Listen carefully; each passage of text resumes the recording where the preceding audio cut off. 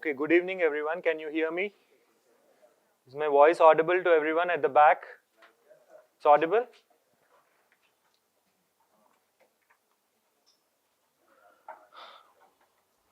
Alright, welcome to this orientation session on sociology optional.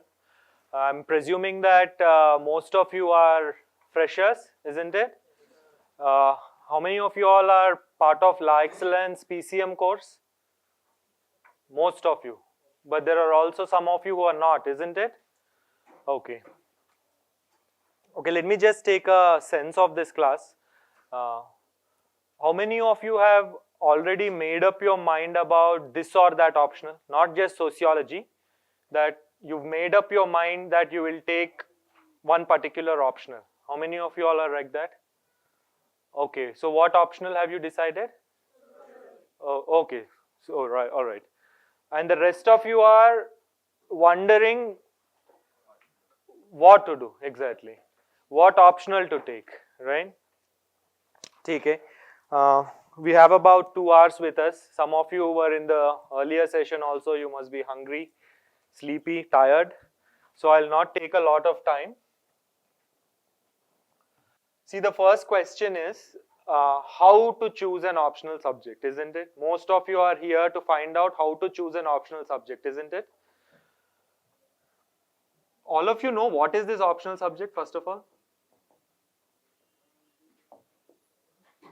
I hope that you know that your civil services mains examination, this consists of 2 stages. That is your written examination and the interview stage, which is also called the personality test, right? So your written examination has your essay paper, your GS 1, 2, 3 and 4. Then you have your optional 1 and optional 2. Yahi hai na? Right? So you have to pick these optionals. So UPSC releases a list of subjects from which you have to choose one subject, and there are 2 papers in this subject, and you are tested for 500 marks.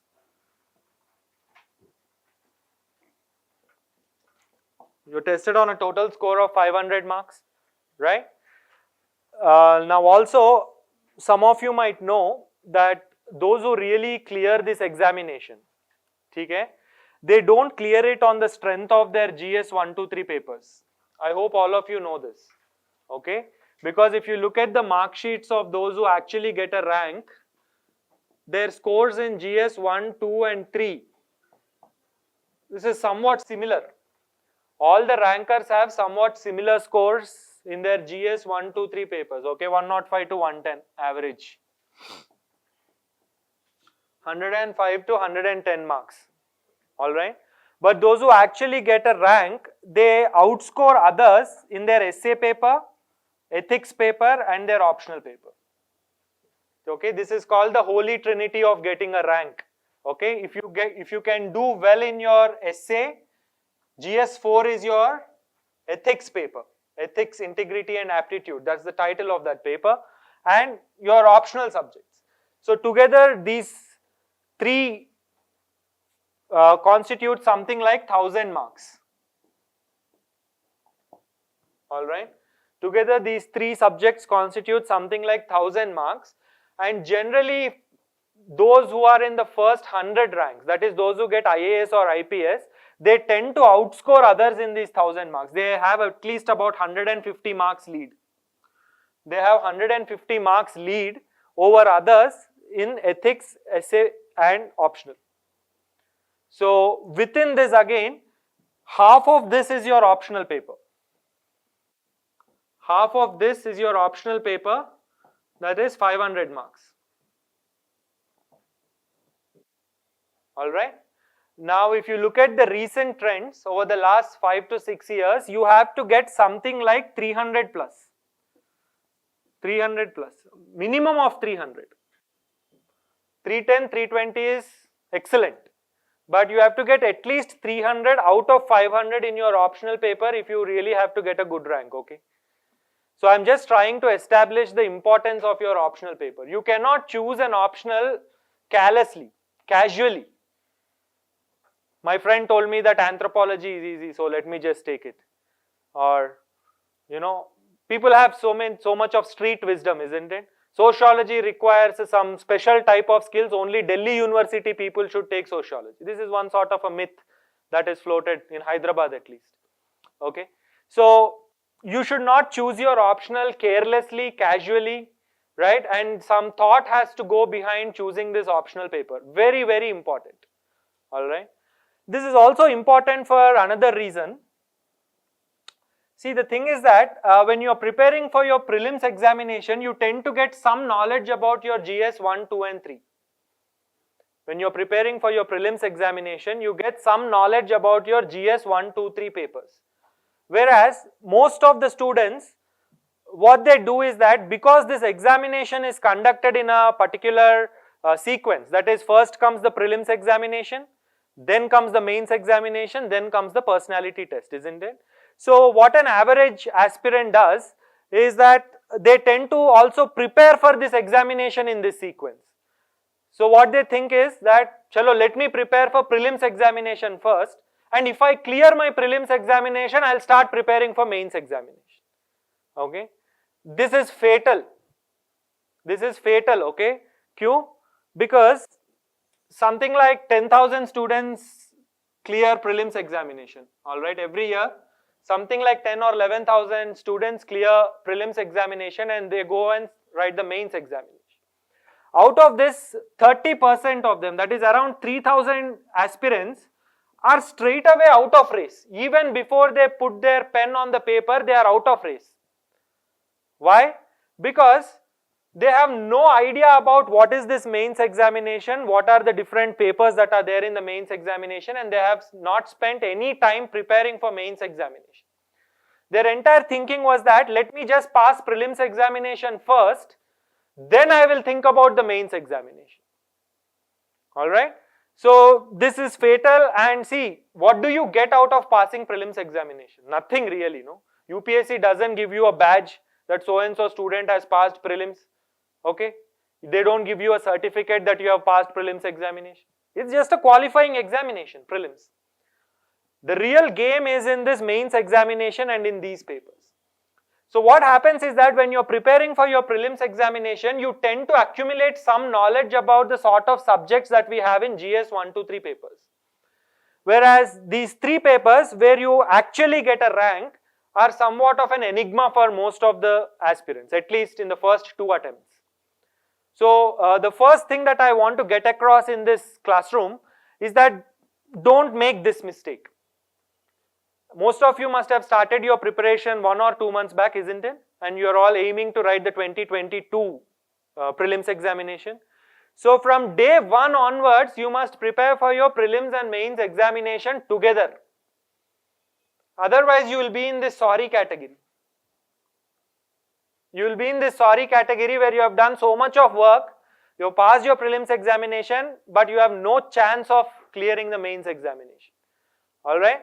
So if you are a serious aspirant and you are seriously fighting for a rank, you must prepare for your prelims and mains together from day 1 onwards. And in this integrated prelims and mains preparation, the most important decision that you have to make is, what optional am I going to study? Alright? Now, why should you make this decision early in your preparation cycle? There is another reason.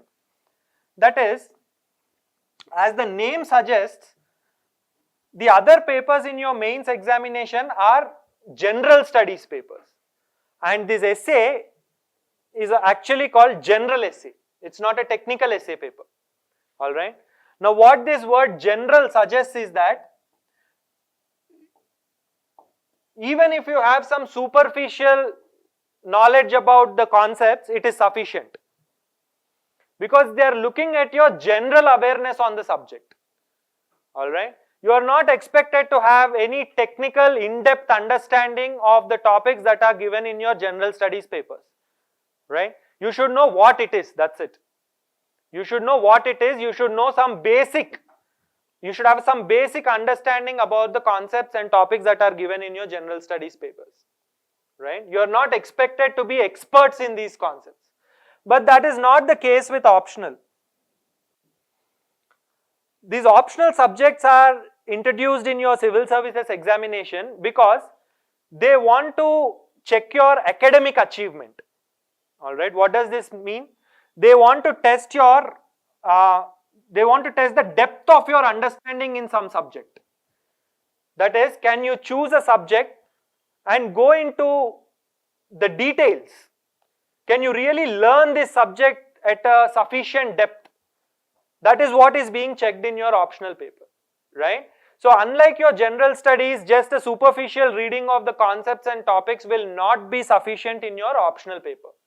You are expected to give some time, you are expected to understand the discipline that you have chosen, and you are expected to have a, I won't say an expert-like knowledge, but in-depth knowledge about the concepts that you are supposed to learn, okay, unlike your general studies paper, right?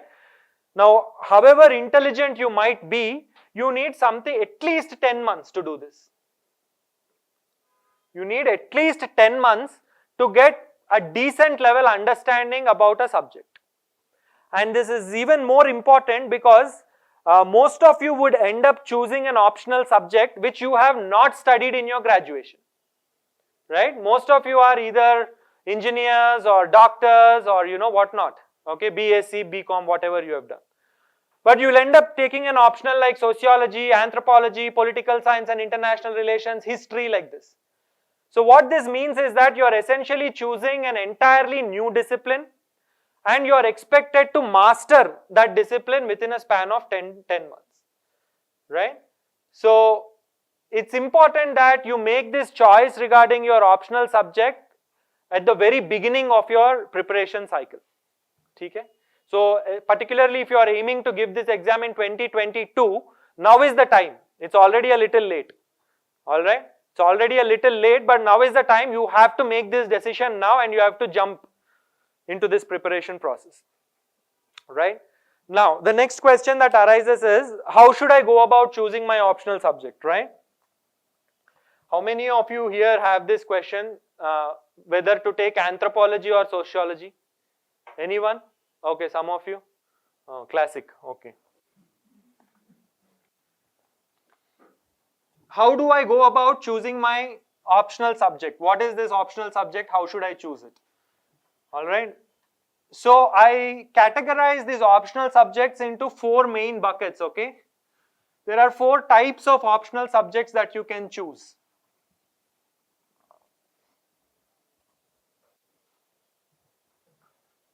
So the first type of optionals that you can choose are what I call science and engineering subjects. Science and engineering subjects, right? You can choose physics, mathematics, chemistry, subjects of this order, okay? Mechanical engineering, electrical engineering, all these optionals are available for you to choose, right? So these are one type of optional subjects, okay? Then second, we have what I call professional courses or professional subjects. Here you have medicine, you have law, you have management, okay, medicine, law, management and accountancy, commerce and accountancy, right? So you have 4 types of subjects here. Here you have many more subjects, alright, just look at the list, you will know, alright. Then you have what I call humanities subjects. These humanities subjects include literature, language and literature subjects, that is English literature, Kannada literature, Telugu literature, like this, and you have philosophy.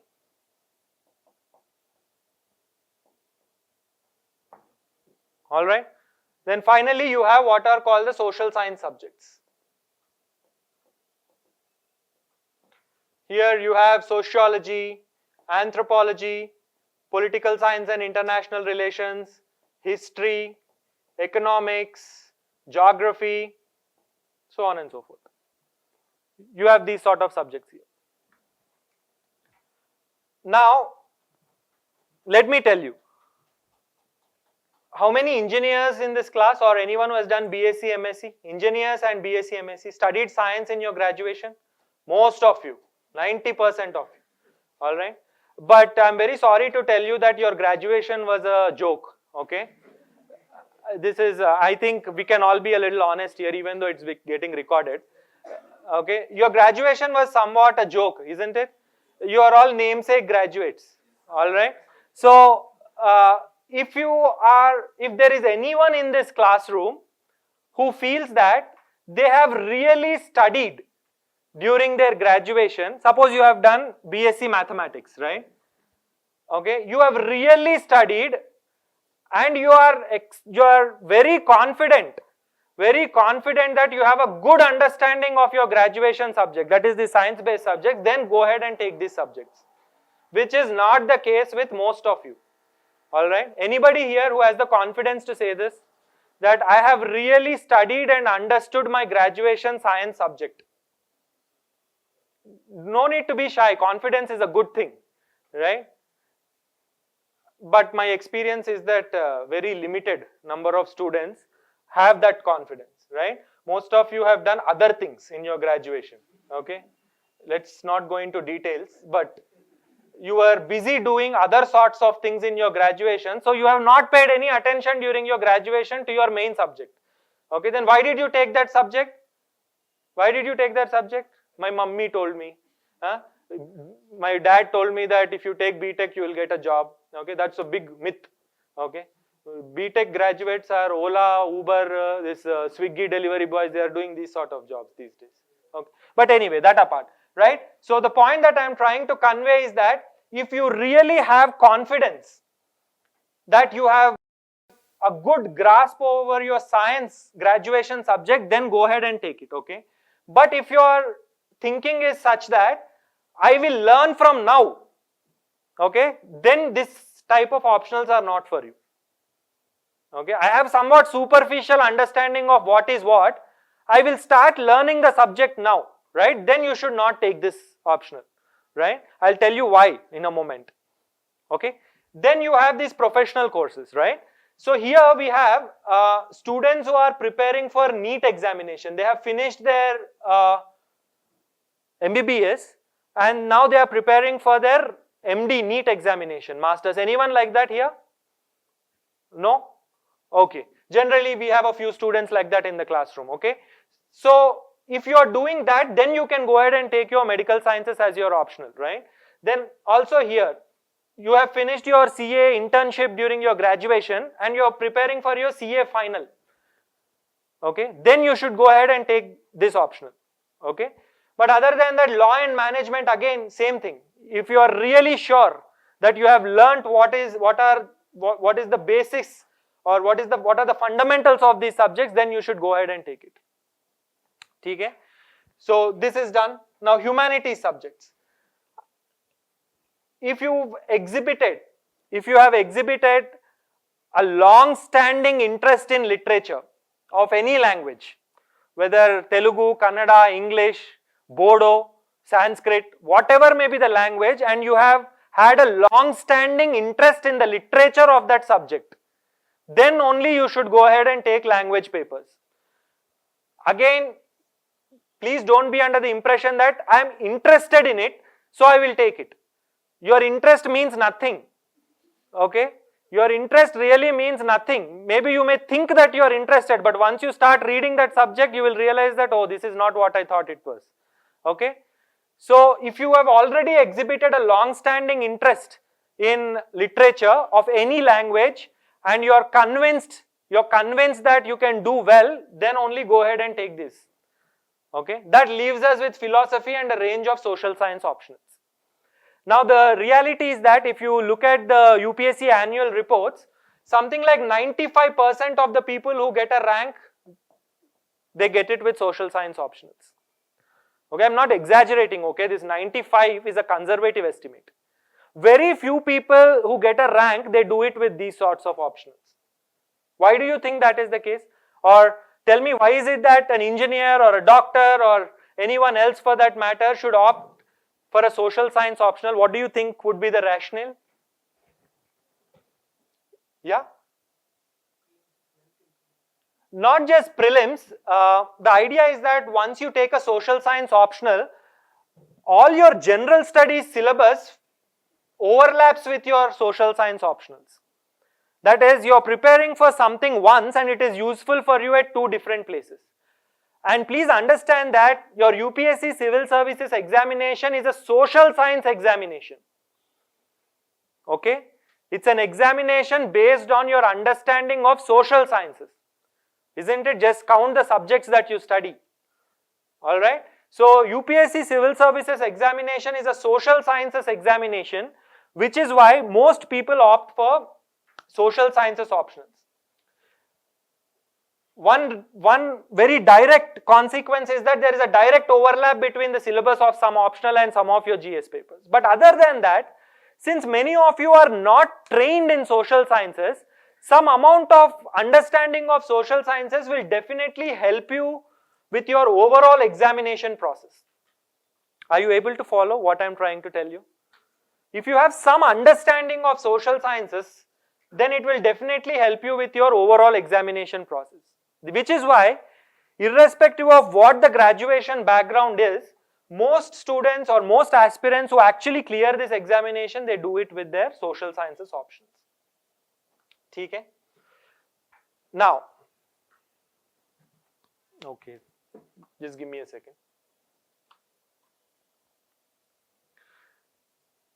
The next question that pops up in our minds is water. What social science optional should I go for? Yeah, shoot. I have a general doubt. Yeah. Why are these two put under humanities? What does humanities mean? And those are put under social sciences. All right. These subjects, they don't pretend to be sciences. All right. These subjects, they don't pretend to be sciences. Whereas social sciences historically have laid a claim to becoming sciences, science-like subjects. Okay, which is why it's a broad academic classification. If you go to any university, there is a school of humanities and there is a school of social sciences. And these subjects are taught in school of humanities and these subjects are taught in school of social sciences. Right? These subjects don't pretend to be sciences, whereas social sciences pretend to be sciences. Right? That's the idea. Why am I saying pretend to be? That will take us in a different direction.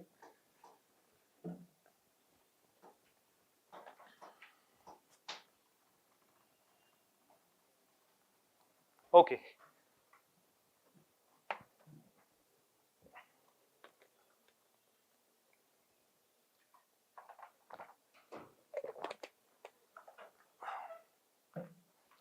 See, how should you choose a social science optional, right? That's the question. I think most of you have already made up your mind that you will choose one or the other social science subject. How should I choose it? Okay. See, there are a number of things. Let me just tell you these things. First is what successful aspirants actually look at when they are choosing their optional, right? First thing they look at is success rate.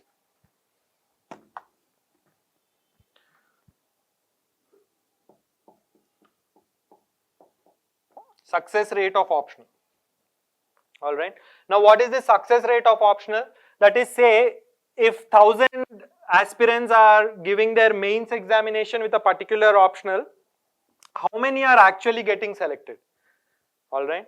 How many are actually getting selected? This is what is called the success rate of an optional. All right. Now, if you actually look at the success rate of optionals, you will find that the top three are public administration, sociology, anthropology, PSIR also. Top four. Every year, in terms of success rate, these four optionals are in the top four. Sometimes sociology is number one, sometimes anthropology is number one, like this, okay? But very minor distinctions. Alright? Whereas, success rate for an optional such as history is very low. I'm not trying to tell you that you should not take history as an optional, okay? I'm just trying to tell you about success rate. Many students give their examination with history optional. The reason is that in North India, history is a very popular BA subject, okay? Many students give their examination with history as the optional, but the success rate of history is very poor. It's something like 5.5%, Here it is something like 12 to 15%. All right. So one of the things that people look at when they are making this decision about their optional is the success rate of optionals, right? So naturally you want to take an optional which has a demonstrably high success rate in the last 5 to 6 years. All right. So these are the 4 optionals which have high success rate. All right. Then second one, they look at the vastness of the syllabus. They look at the vastness of the syllabus, right? And in terms of vastness, right? See, this public administration is quite vast, right? But even then a lot of students opt for public administration and they tend to succeed in public administration. Why do you think that's the reason? Because even though public administration has a very vast syllabus, it has the greatest overlap with your GS subjects, okay? And sociology and anthropology have the tiniest syllabus possible among all the optionals, all right? So you have to make this decision also on the basis of how much you are expected to study for your optional paper, okay? How many topics are you expected to study in your optional paper, right? This is the second thing that students often look at. The third thing that they look at is guidance and material. See, it is the case that for certain types of optionals, you will find very good coaching, you will find very good test series, you will find ready-made material to prepare from, so on and so forth. But there are certain types of optionals where the material and guidance are very difficult to find. For example, philosophy. All right. Philosophy is a very, very interesting optional. It's a very interesting optional. It also has a tiny syllabus, right? But the problem with philosophy is that there are very, very few people who can really guide you in this optional. And the material also are very poor, very difficult to find. All right, and you will find it very hard to find a test series for philosophy option, right? So it doesn't make any sense if you take an optional where you cannot find any guidance and material is so difficult to find. All right, so you should go. So what aspirants do, they make a practical choice. They may be interested in some other optional, but because good guidance and material are available in one particular optional, they tend to choose that option. All right, again, the popularity of these 4 optionals is also because they have very good guidance and material. All right, you will find good guidance, good test series and good material for these 4 optionals, which is why a lot of people take this option. Okay? But I find that these sorts of you should not choose your optional based, I mean you should definitely take these into consideration, but you should not solely choose your optional based on these criteria. All right. Now I am going to use a very vague word, interest and aptitude. This is the most important thing that you have to consider before you take your option. It's quite possible that sociology has a good success rate, it has a tiny syllabus and it has good guidance and material and it also has a decent overlap with your GS papers. Okay, so let me just put that down here, overlap with GS. Overlap with GS, okay. So if you look at sociology as an optional, maybe it ticks all the boxes, right? But there may be a student who really does not have the aptitude for this discipline. How much ever, I have certain students who walk into my class over the years, they are actually bright students, all right, but they have no aptitude for this particular subject.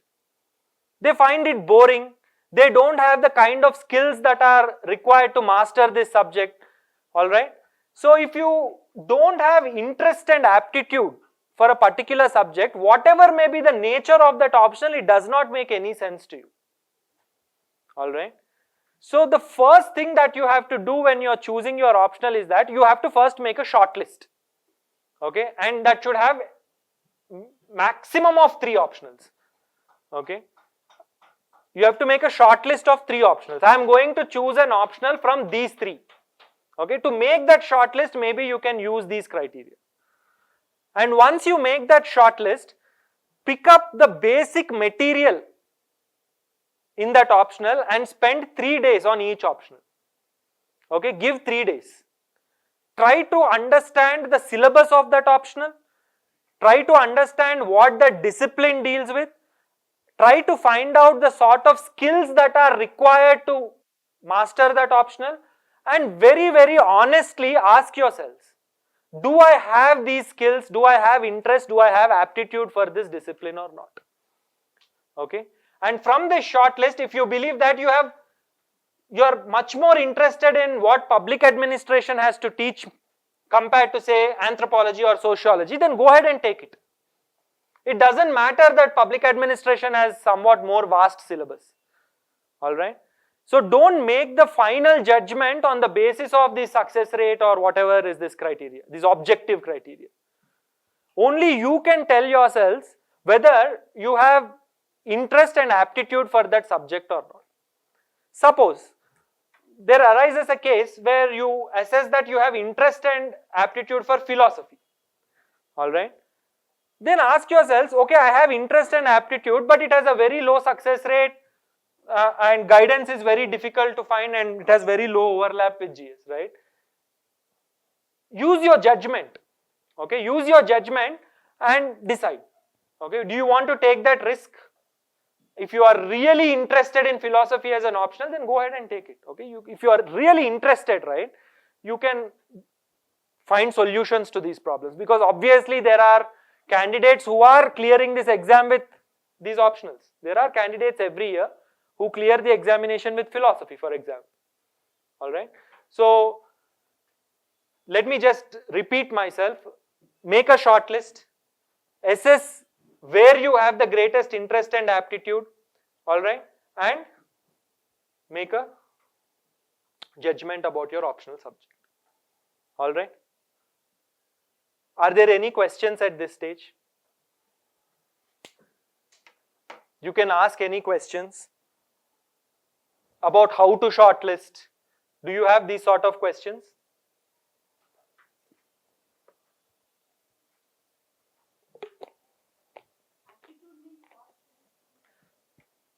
Aptitude means a natural ability to do something.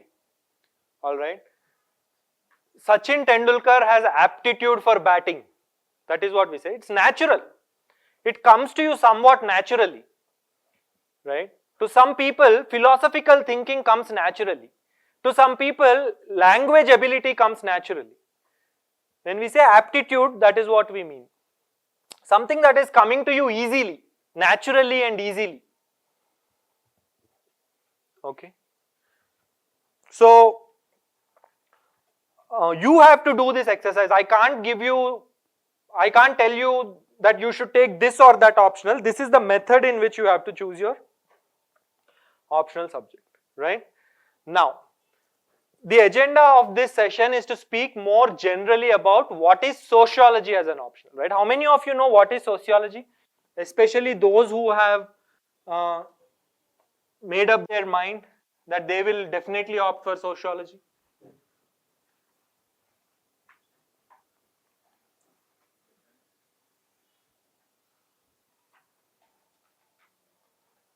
Yes, anyone?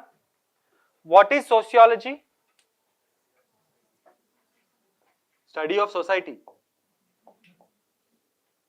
Then what is anthropology?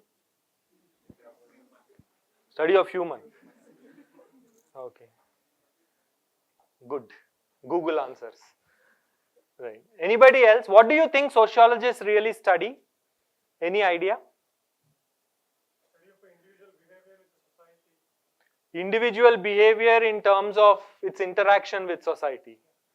Okay, decent answer. Anything else? So, if someone asks you what is sociology, right?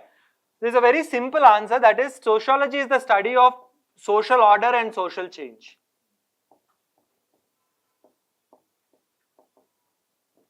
Sociology is simply the study of social order and social change, right? Now, what is this social order? See, the idea is that there is a certain sort of a pattern outside in the social world. For example, immediately by looking at this class, I can make out that there is a pattern to the way men are dressing and there is a pattern to the way women are dressing. Alright? Now this pattern has not come about naturally. There is nothing natural about it. Okay? That women will wear certain types of clothes and men will wear certain types of clothes.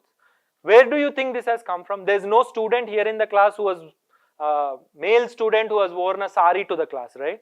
Isn't it? So where do you think this order has come from? This order has come from what we call social norms, right? When we live in a group, we have to live in conformity with the order of that group. You cannot live the way you want. You have to live according to the order of that group, right? That is what we call as social order. In very simple words, that is what is social order. And when we speak about social order, can someone tell me how many types of patterns or orders do we find outside? Can you give me some examples of order? Gender order. There is a gender order to society. Exactly. Then what else? Sorry? Louder. Religious order. All of us believe that cow is holy or whatever. All of us don't, but anyway. Generally, some people do. Okay. Then what other type of order do we have? Huh? Sorry, louder. Caste order, okay. Political order, very good.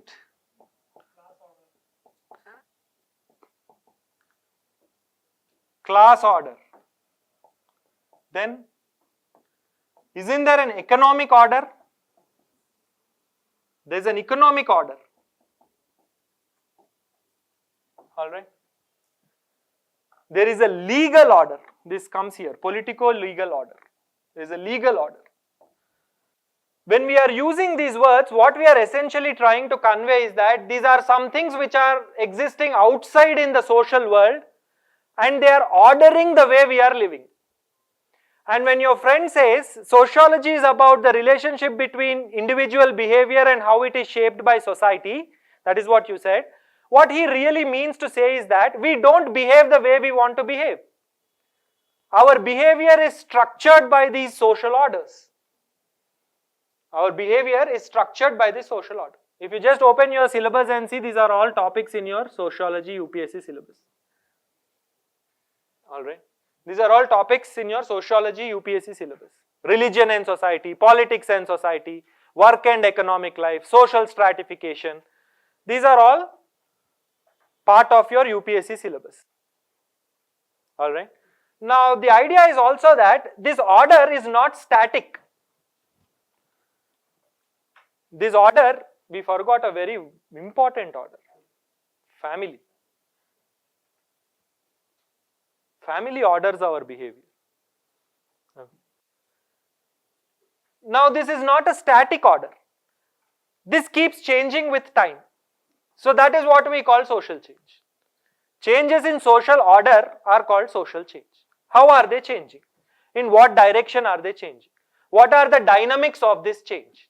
These are the sort of questions that sociologists try to answer. Okay. So sociology is the study of social order and social change. And particularly it talks about issues such as religion, politics, economy, family. Gender is taught as part of family, right? And class and caste are taught as part of social movements. Alright? Sorry, social stratification. Okay. So there is an order in society, and how is this order changing over a period of time? That is what sociologists do. How is it changing? Why is it changing? In what direction is it changing? And what are the underlying drivers of this change? This is what sociologists try to study. Clear to everyone? So this is what sociology is. Then arises the question, what is anthropology? Okay, because if you open your anthropology syllabus, you will find that same type of topics are there in anthropology also. So then why are there two disciplines? Why are there two disciplines called sociology and anthropology? Right? Let us try to address that question once and for all so that you have some clarity. You end up finishing anthropology optional course without knowing what that subject is. So let us take this opportunity to understand what is anthropology.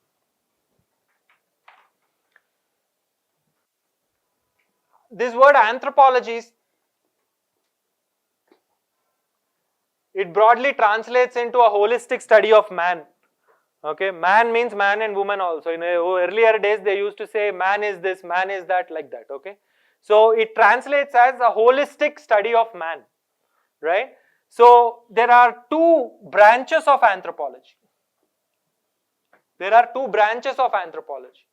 The first branch is what is called physical anthropology. The second branch is what is called socio-cultural anthropology.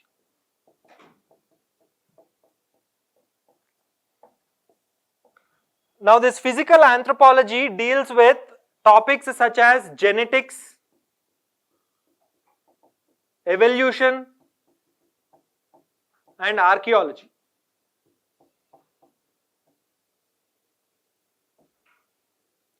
Genetics, evolution, and archaeology.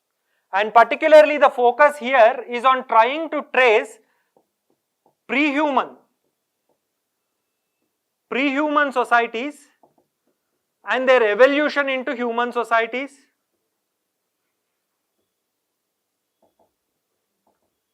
This is what physical anthropologists do. Okay, what is pre-human society? Before Homo sapien, there were other pre-human forms, isn't it? Okay, so how did this transition happen? And what are the dynamics of this transition? And they try to do it in terms of genetics, archaeology, they study fossils, they make use of lot of biology, zoology, botany, these sort of concepts, right? So this is what is called physical anthropology. And this has no relationship with sociology. This has no relationship with sociology, and this is part of your UPSC syllabus, okay? So the first thing is that if you are confused between sociology and anthropology, the first question that you have to answer is, are you interested in these sort of things? See, I had an elective paper in my graduation in university, anthropology elective, right?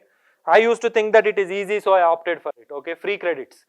But I could not keep myself awake in this class, okay, because I was a very poor science student anyway from my school days onwards, and I could not keep myself awake in this class. So boring, according to me, okay, right? So it need not be boring to you, okay. Some students have lot of interest in these sort of aspects, okay. So ask yourselves whether you are interested in studying these sort of things, because this is a big chunk of your UPSC anthropology syllabus. Alright. Now coming to socio-cultural anthropology. This deals with issues such as religion, family, politics, okay, or maybe language also, okay, and more generally the word that is used is culture. What is difference between social and cultural? We will discuss when we do sociology, but for now, okay. Now the question is, we just saw that even sociology deals with these subjects, right? Then why is it that we have a separate discipline called anthropology? Okay. Anthropologists focus on a study of these aspects as they obtain in primitive societies.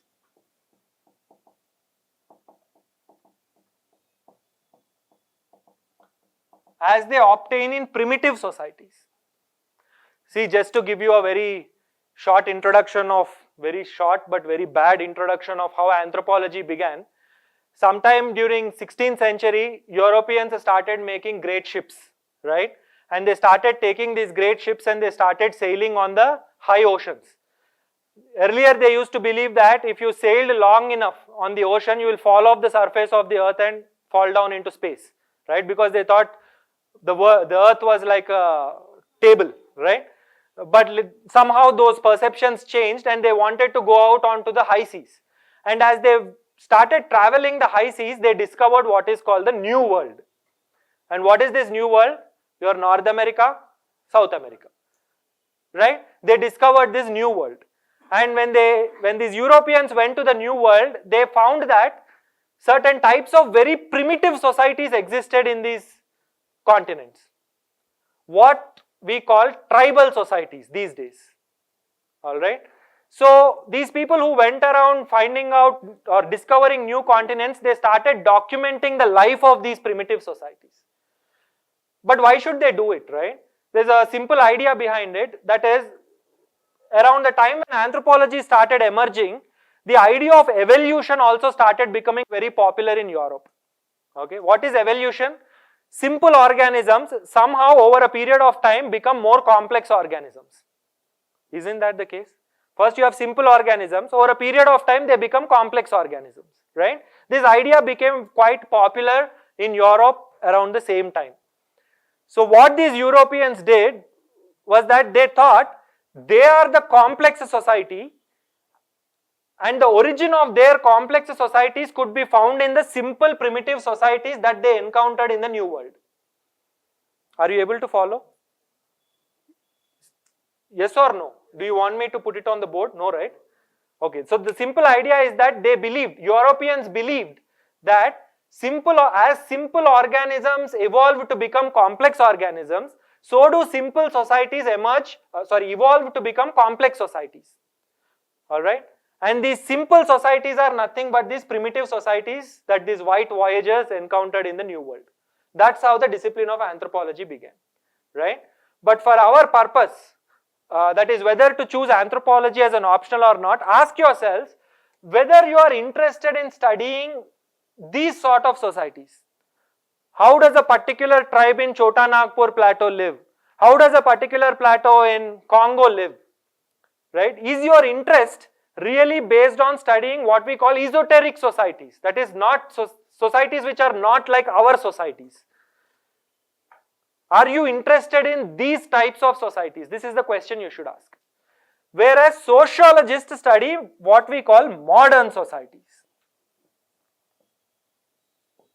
Same types of aspects, but sociologists are more focused on the study of modern societies. That is the sort of societies that all of us are living in. Are you able to follow? Okay, so anthropology as a discipline really deals with the study of primitive societies. Even though they are studying the same aspects, the focus of anthropology is really on the study of primitive societies, whereas the focus of sociology is on the study of modern societies. Alright, so if you are interested, if you think you can handle this, and if you are really interested in the study of primitive societies, then you should go ahead and take anthropology. Okay. Otherwise, if you are interested in the study of these aspects, but you are interested in the way these aspects obtain in the type of societies we are living today, then go for sociology. Have I cleared your doubt about anthropology and sociology? Clear? Okay. Are there any questions at this stage? You're free to ask questions, okay?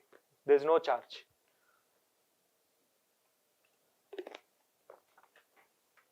No? Right.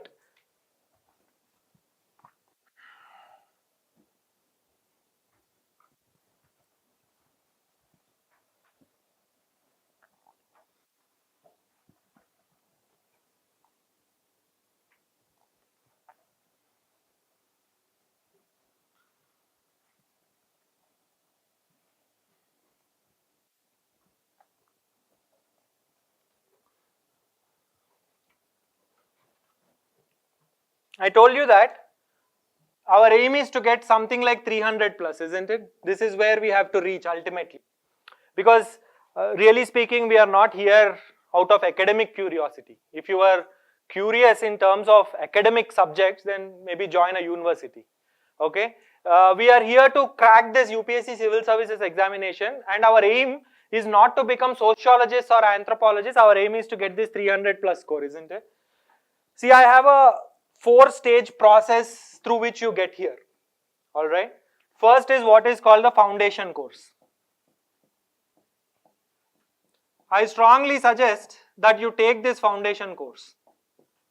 Not here mandatorily, anywhere. Wherever you are comfortable, go for this foundation course. Especially those students who are opting for sociology as an optional but have not studied sociology before. At the graduation level, you are expected to take this foundation course. I'll tell you why. Because the syllabus that is given in your UPSC notification, this is what is the BA Honours syllabus. BA Honours Sociology. That too is directly lifted from Delhi University. Have you ever wondered why DU people find it so easy to crack this exam?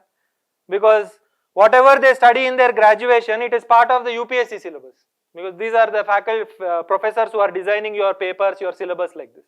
Okay. So, this BA Honours course, this is a 4-year course. This is a 4-year course.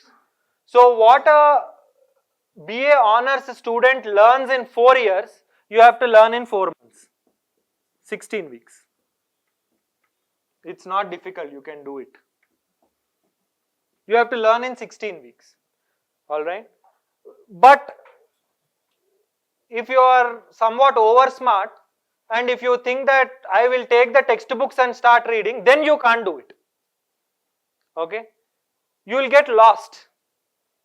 You will get lost because see, when you start studying a thinker, for example, Karl Marx, right? People spend their entire lifetime studying one particular thinker. Okay, you don't have to do it. You have to learn certain things about Karl Marx, which are relevant for your UPSC examination. And you need someone to tell you what are these certain sort of things that you have to learn. This is what I call delimitation within the syllabus. UPSC simply writes Karl Marx in the syllabus. But you should know how much of Karl Marx should you learn. How much of Emil Durkheim should you learn. How much of Max Weber should you learn. Right? So, I strongly suggest that you take a foundation course anywhere that you like, whichever faculty you are comfortable with, and finish it off. What you get in this foundation course is a basic understanding, that is basic knowledge about all the topics. About all the topics that are given in your syllabus. Basic understanding. Alright. This is the first stage. But what happens, I have been teaching this course for a long time. By the time we end these 16 weeks, students are unable to recall what happened in the first week. This is likely to happen, isn't it? Because we will be going at a certain pace. Maybe in the class you are able to understand, but you immediately forget, right? So, after these 16 weeks, you will take at least 3 weeks to do what I call first intensive revision. You will do the first revision. That is, you will look at your notes, whatever notes that you have taken, and you will try to recall intensively what is it that you have learnt in this foundation course. Alright. Then the third stage is what I call value addition stage. That is very important stage, okay. This is the make or break stage for your optional preparation. I'll tell you why. Or let me just tell you the fourth stage and then I'll explain about this. Then you have what is called writing. That is, you have now finished studying for the optional and now you are practicing writing for this optional. Alright. Writing means all of you know, answer writing practice, right? There's a certain way to structure your answers. You have to learn that way to structure the answer and you have to practice. So that in the given time and given space, you are able to clearly convey whatever knowledge you have about that topic, okay. Now what is this value addition stage? Very important stage. See, I know of a lot of students, aspirants, who have done all the work, who have put in so many hours to prepare for this examination and particularly their optional papers, but they don't end up getting this 300 plus score somehow. That is because they have a very poor value addition. What is this value addition? See, what UPSC really is testing is not your ability to remember stuff, because there are so many people who can remember stuff, okay, and all sorts of coaching materials are freely available in market and people can easily buy this material, they can mug up and they can remember stuff, okay. UPSC is not looking at your ability to merely remember stuff. What UPSC is testing is your ability to understand,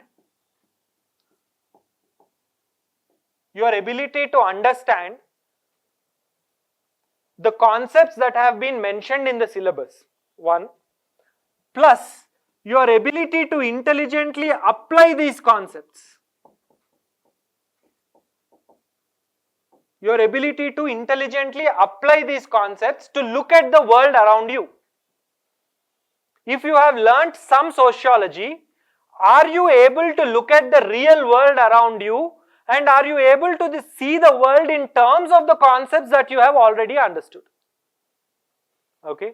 So most aspirants, they have good understanding but they do no work on application. What they think is that I will directly do this application part in the exam. That's very difficult. That's very difficult, right? So when I say value addition, what it really means is that once you have finished your optional preparation, you have to look at your, okay, I hate this word, current affairs, okay. Current affairs means nothing, okay, it's just the world as it happening around you. You are expected to look at the world as it is happening around you and try to apply these concepts. Alright. So, suppose there is a question on, say, changing forms of family in contemporary India. UPSC has asked this question. How is family changing in contemporary India? Right? And say that there is a particular, when this question was asked, in fact, that year there was a particular Supreme Court judgment which came out, which said that live-in relationships, right? Live-in relationship is part of Article 21 rights. What is Article 21? Right to life. It's your life, you live the way you want, okay? One famous case, Khushbu Sundar case, okay? So it revised this decision and it said that live-in relationship is part of Article 21 rights, okay? This has come in your newspaper, okay? As a sociology student, you are supposed to look at this happening in terms of the concepts that you have learnt with respect to family life. Are you able to follow? We'll be learning some concepts here, this, okay? You have to explain these concepts and you say, for example, the recent judgment of the Supreme Court, so on and so on. If you look at the answer copies of toppers who get really high marks, they don't have any specialized knowledge in sociology. Sometimes the sort of things they write are patently wrong. If a person who has really studied sociology at any academic level, if they go ahead and read these answers, they would somewhat feel like, what did they write, okay? But your UPSC examiner gives you marks for that, okay? Very simple understanding of concepts, you should not complicate them, and good application. This will fetch you marks. This application is nothing but a sort of demonstration that you have really understood and you have not simply mugged up. So when I say value addition, you have to take each topic and decide in advance, if there is a question that is asked on this topic, what type of contemporary event will I quote? That is what is value addition. Are you able to follow? So when you write your notes, the way I ask my students to write is, suppose if I am explaining some particular topic, right? Say there is a topic called social facts. If I explain this topic and I dictate some notes and they have written down these notes, I ask my students to leave some space here. Leave one page and then write the next topic, so that when you come to this value addition stage, okay, you are able to fill up some examples, contemporary examples here. And the more new, more recent, more fresh, more innovative your example, the better marks you will get. Okay. So don't be under the impression that Law Excellence will release one handout just because before mains examination with all the examples. We actually release, okay. But what these students do is, we release a handout and we conduct a test. Every student is writing same example, okay. Whatever is given in, we did it for ethics last year, okay. And we saw that every student who gives ethics exam, they write honesty means, see, simple thing like honesty, right. We gave some example, the so and so person did so and so thing, this is an example of honesty. Every student is writing the same example. That will not fetch you marks, okay. It has to be new. It should appear as if you have done some effort to find that example, okay. That is what we call content differentiation. If your content is the same as everybody else, then you will get the marks that everybody else is getting, isn't it? You have to differentiate your content, and you can't differentiate it here because these concepts are fixed. The way you can differentiate your content is in terms of this application part. Alright? So this is the 4-stage process in which you are going to prepare for your sociology optional, right? Any questions at this stage?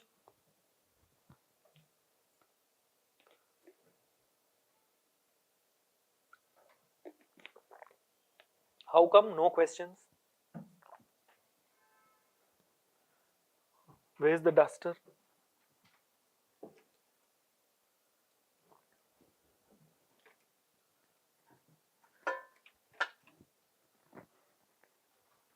Okay, it's here, sorry.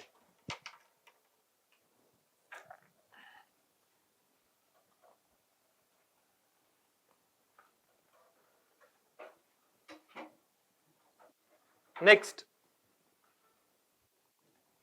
how should we start our preparation? This is the next question.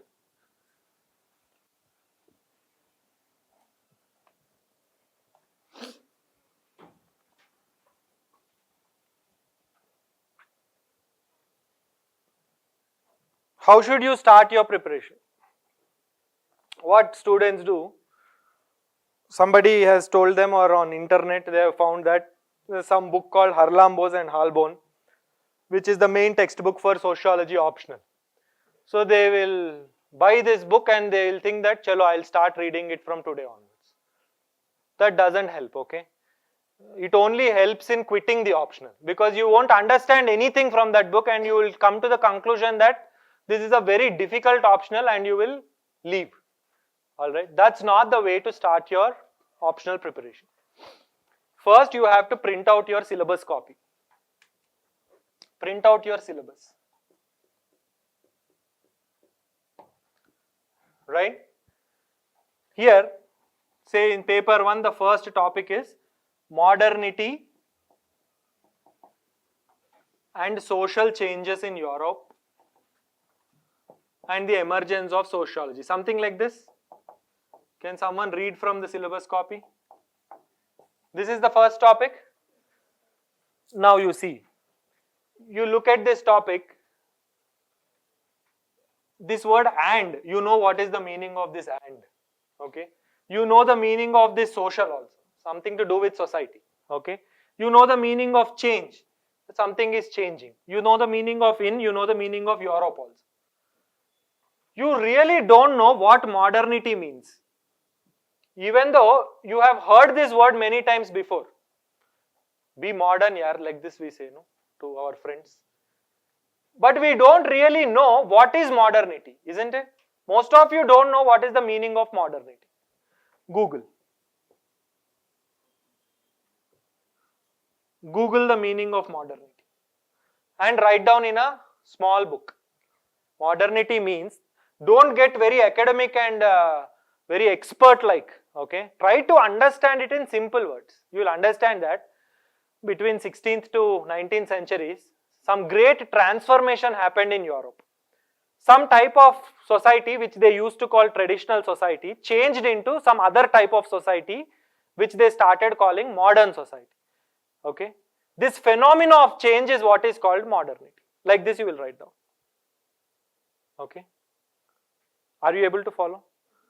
Like this you will take each topic and locate the word that is the most technical word in that topic, and you will use Google to write a small paragraph on it. And by the time you finish doing it for both your papers, you will have a great understanding of whether you are interested in this subject or not. Okay? This is how you are supposed to find out whether this subject is for you or not. Suppose if you realize that this subject is for you, by the time you finish this exercise, you have a very decent grasp on the boundaries of the syllabus. What are the sort of things I am supposed to learn within this sociology optional for my UPS? Then come for the foundation course. That is how you are supposed to start. Don't buy any books and waste your money. Alright, at this stage. You are not supposed to buy any books and waste your money. Alright, this is the idea. Are you able to follow what I am telling you? This is simple enough to do. Okay. Just sit in an auto whenever you are traveling and look at one keyword and start Googling it, okay? Right? So that is how you are supposed to do this. This is how you start your preparation. Then next.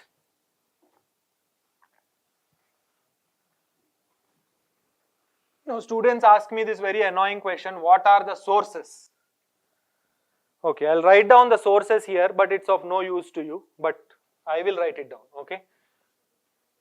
Before that, let me explain one particular difficulty. Now, this social sciences generally, social science optionals, you have paper 1 and you have paper 2. Right? Any optional has paper 1 and paper 2. And generally in your social sciences optionals, paper 1 deals with general or global types of topics. Alright? Whereas paper 2 deals with Indian type of topics. Very bad way to put it, but it's easy to understand. Alright? So paper 1, suppose you are studying family in paper 1, you have a topic called family in paper 1 and paper 2. In paper 1, we talk about the general theoretical concepts about family and how family is across the world. In paper 2, we specifically deal with the Indian family. That is how this syllabus is divided. Alright? Now, generally speaking, in all social sciences, you will find that there are good textbooks for paper 1. Alright? Why? Because they are foreign author books. Alright? In many European and North American countries, these social sciences are taught in a very professional manner. In India, however, there is a perception, which is also one reason why India is such a intellectually bankrupt society somewhat, okay, is that they think that social sciences are for people who don't do so well in their education. Okay, that's what they think. Alright. So, it so happens that in all social sciences, this paper 1 you will find very good textbooks. This is true for sociology also. And in paper 2, there is a severe absence of good material, good textbook. Alright. So you will not find any good textbook for your paper 2. This is true of all social science optionals. Right. So for our paper 1, there are just 3 books that you have to refer to. One is this Harlambos. It's a blue color book. People ask blue or orange. Okay. This Harlambos, blue color book. Harlambos and Halbon is the name of the book. Authors, name of the authors. Just go to any UPSC bookstore and ask for Harlambos and Halbon, blue color book, they'll give you.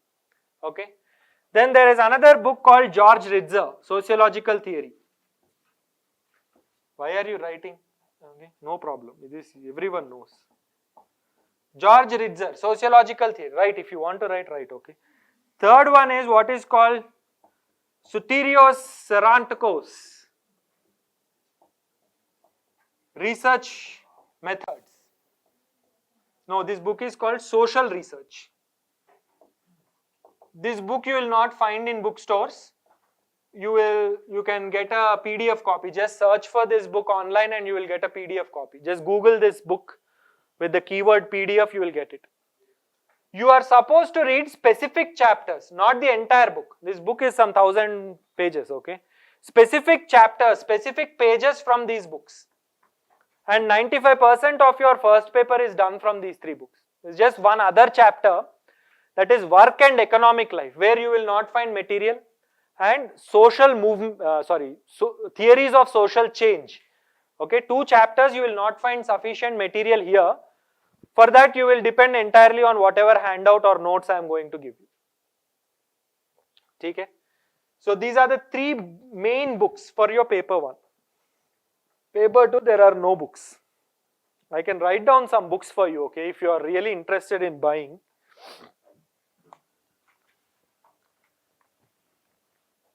If you really want to buy some books, see, there is a book called Pioneers of Sociology in India. It's written by Ishwar Modi.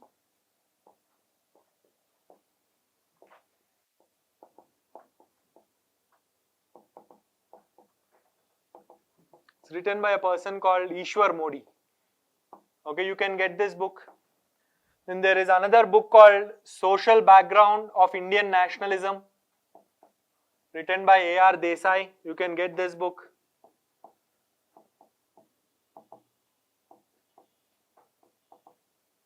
Indian Nationalism, A.R. Desai. You can get this book also.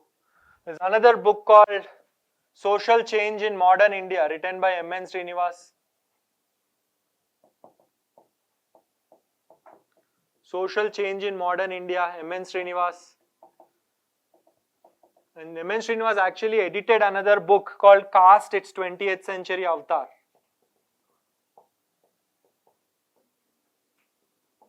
Century Avatar. It's edited by M.N. Srinivas, okay. It has a lot of nice essays. Then you can get a book called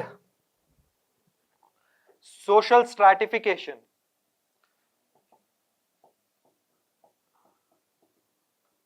This is written by a famous scholar by name Deepankar Gupta. UPSC's favorite book, guys. They keep asking 2 or 3 questions from this book all the time.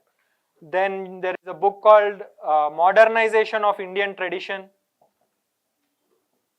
Modernization of Indian Tradition. This is written by Yogendra Singh. Then there is a book called, no crosstalk please. There is a book called The Oxford Handbook on Indian Sociology.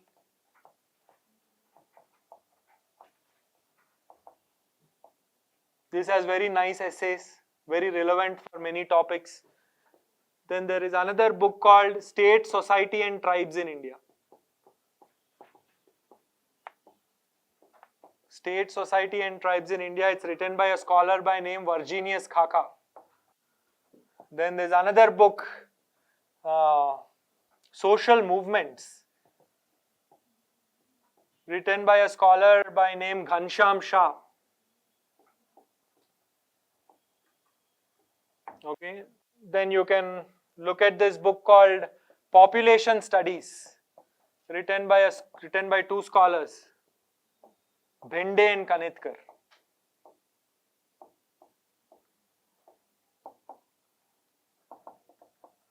Okay, like this there are so many books.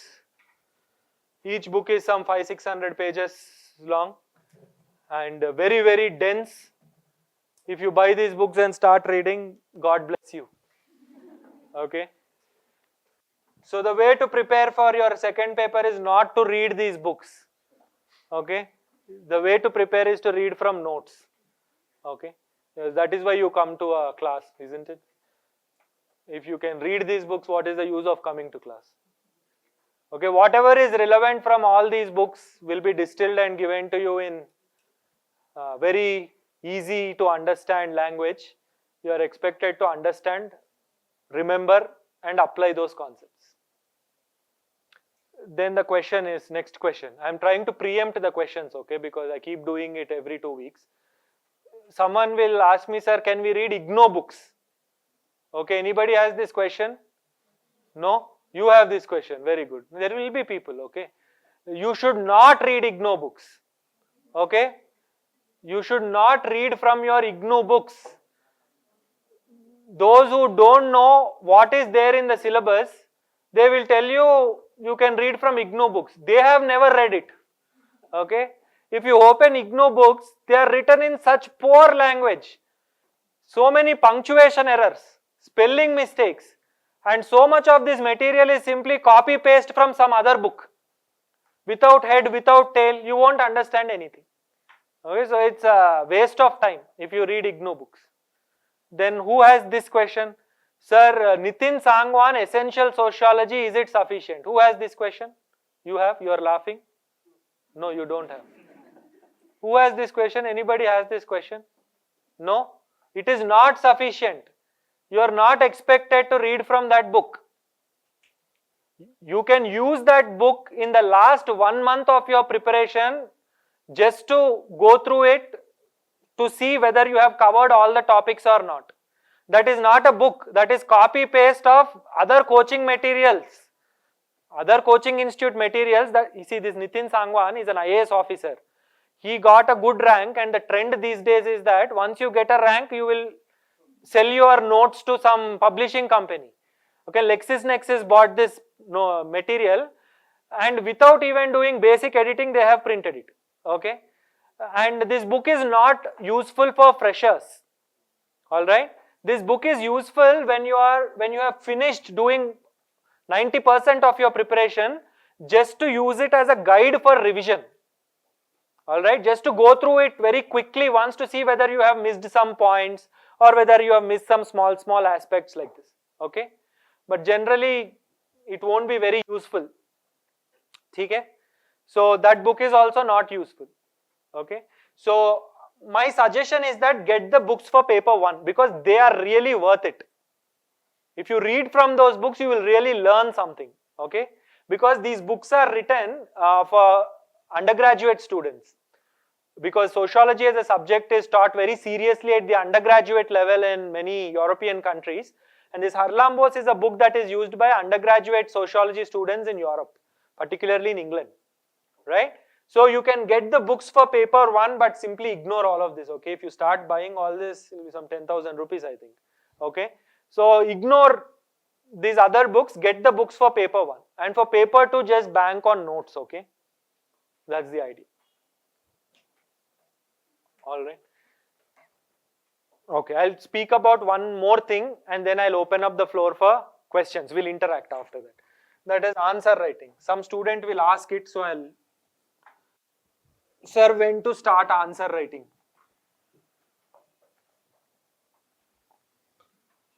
See, in this phrase, or there are 2 words here, right? Answer writing.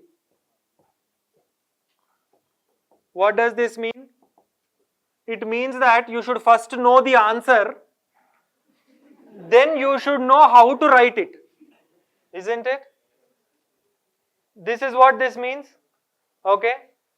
Now what some very intelligent students do is that from day 1 onwards they start writing answers. You don't know the answer, what are you writing and why are you wasting my time? And they feel bad also when I don't correct them, no? They bring these answers, okay, sir, I have written one answer, please correct it, okay? And they feel very bad and they complain to the management also sometimes that sir is not correcting my answer. If you don't know the answer, what are you writing?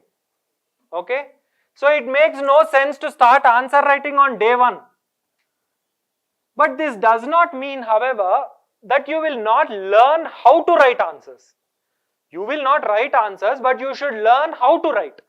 And the best way to do it is look at previous topper answer copies.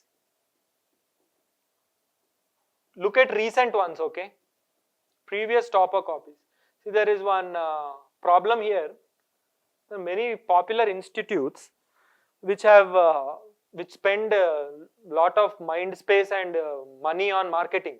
Okay, so what they do is that suppose there is a person who has got rank this year, say 2020 this person has got a rank, and in 2017 this person has written some exam in your institute. They will claim that he is our ranker only, and they will put out this answer copy. This person, he didn't get a rank when he wrote like this. He had changed something over the 2 years and then he got a rank. That is the idea, no? So what you have to do is, you have to look at recent answer copies. Okay? Get hold of recent answer copies of previous toppers and start looking at how they have written answers. What are the various things that they have written? And when should you do this? You should do this simultaneously with your foundation course. And how should you do it? Suppose if I have finished teaching you Emil Durkheim, there's a thinker like this, Emil Durkheim. Okay, I have finished teaching you this topic, right? Then go back to previous toppers' copies and look at what answers they have written on this thinker. And see what are the types of elements in their answers. You should make a very serious note of it. They have given a definition. Okay, they have used up 50% of the space to write static content, which I also have in my book.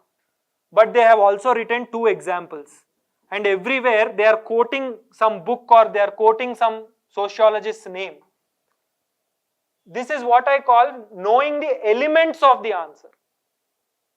Okay, knowing the elements of a good answer.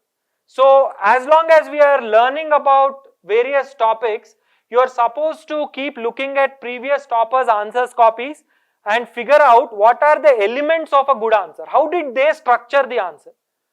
And just imitate them. That is what is answer writing. Okay. There is a particular way in which these people have written and UPSC has rewarded them. You have to imitate them. That is your goal. Okay. So as long as we are doing our foundation course, you are supposed to do this exercise. I'll stop now. The floor is open for questions.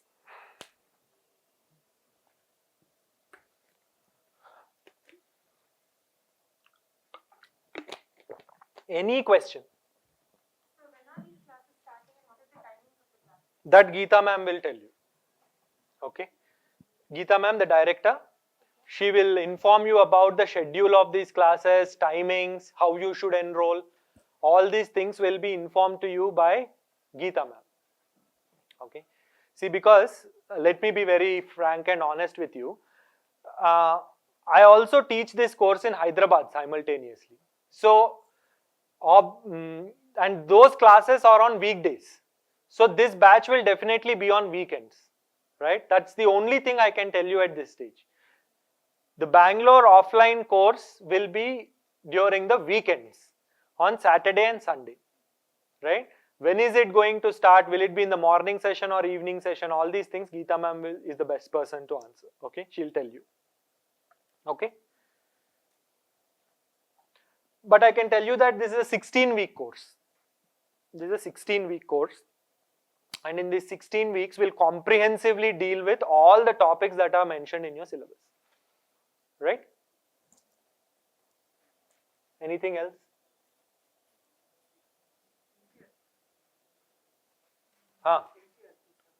No need. No need. If you have a lot of time, read it. But otherwise, no need. No need to read any NCERT book for sociology optional.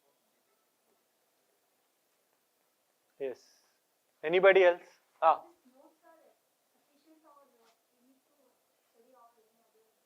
See, the notes will cover the static part of your syllabus, okay? And value addition is your responsibility.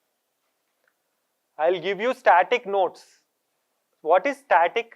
See, I am also getting this UPSC lingo. Static, dynamic. Static simply means that it is some explanation of the concepts that are given in your syllabus, okay? Sufficient for your examination. But that is not, you also, as I explained to you, do some own value addition after that, okay? That's the idea. Because they say this, right? Nobody can get you a rank. You have to get it yourself. We can only push you a little bit. That's what it is. Yes. Any other questions? No questions? How come? You can ask any question, not just related to sociology or optional. Any general questions that are bothering you? How many of you here are less than 1 month old in UPSC preparation? Okay. You've recently joined the prelims cum mains course, all right, no problem. How many of you here were in either my polity class or Indian society class earlier? A few. Okay. That was online class. Okay. Yes. For value addition, should we need to read the different authors' books, or it will be only for about the No need author books and all that. Just to do current affairs. You won't be able to read any book, okay, because you have to do your GS preparation, you have to do essay preparation, you have to read for prelims, so many things, right? You won't have time to read any other book, and nobody who gets a rank reads any book, okay? You get the notes, you master it, then do your own unique value addition in terms of writing good current examples. That will be sufficient.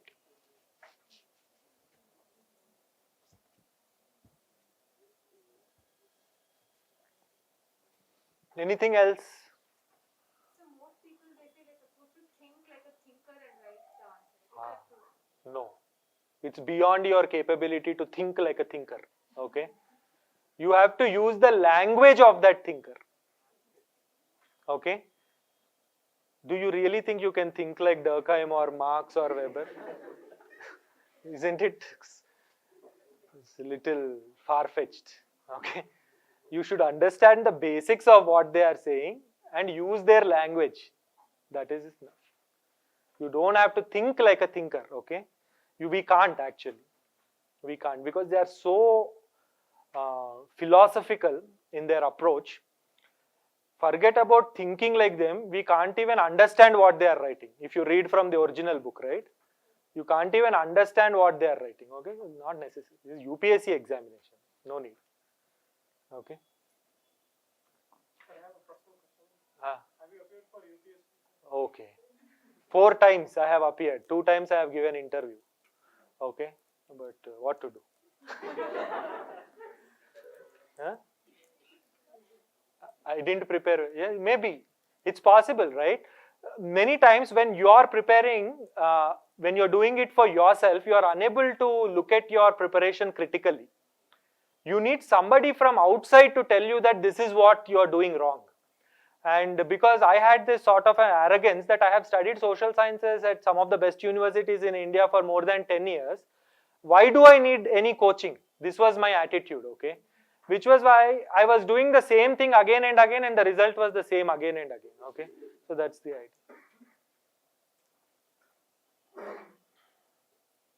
Yes. Who is speaking?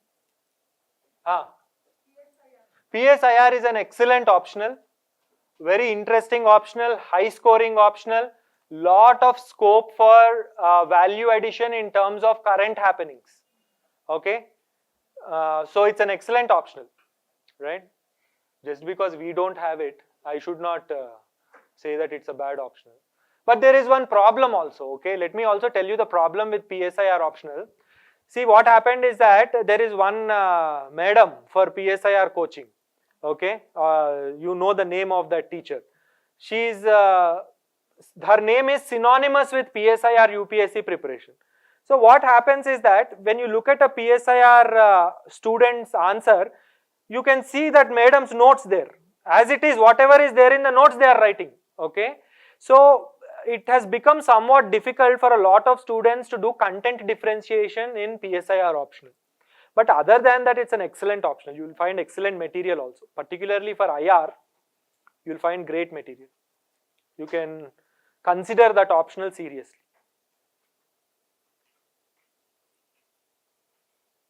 Anything else? So we have to write the essay. So I think it will take more space like this. I'm confused about it. Essay. You're talking about so optional paper or essay paper? In optional, no essay. No, there are two types of questions in sociology optional. One is a 20-mark question, one is a 10-mark question. 10-mark question you are supposed to write in 150 words. 20 marks in within 300 words. Okay, it is actually suggested that you write about 130 to 140 words in your 10-mark questions and 270 to 280 words in your 20-mark questions. Okay, essay means somewhat longish this thing, right? So no essay. These are subjective type answers, just like your GS papers. In your essay, your optional papers also, you have same type of questions. Anything else? Until the foundational course gets over, we're not supposed to start answering. That's what I told you, right? You should not write answers, you should find out how to write answers. Then after mains only we should start writing answers. After prelims, you mean? After prelims, sorry. No, if you have finished your value addition, and if you have at least finished 50% of your value addition, then you can start. Alright? So that is what you can do. See, for example, you are a very serious student and you have used the 16 weeks properly. That would actually mean that you have learnt all the concepts, you remember everything, and you have also done most of your value addition by the time we finish. Okay? Because suppose if we have classes on the weekend, throughout the week you are free.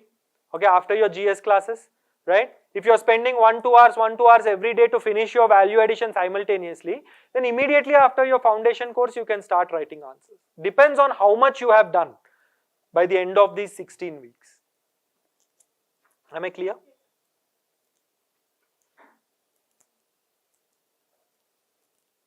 Okay. So, shall we end this session now?